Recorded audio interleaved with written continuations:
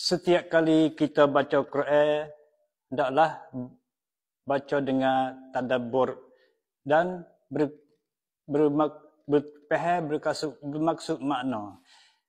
Saya ada Quran satu buah, iaitu Al-Quranul Karim tajwid dan terjemahan, iaitu dari Al-Jawahir,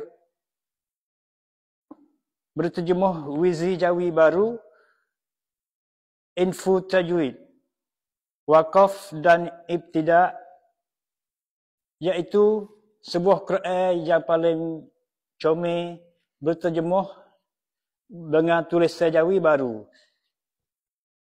Mari kita tengok isi dalam, iaitu dengan tulisan Rosam Usmani, dengan berbagai warna di dalam, tulisan berwarna. Ini saya nak tunjuk dengan tanda dengan tali sangat molek,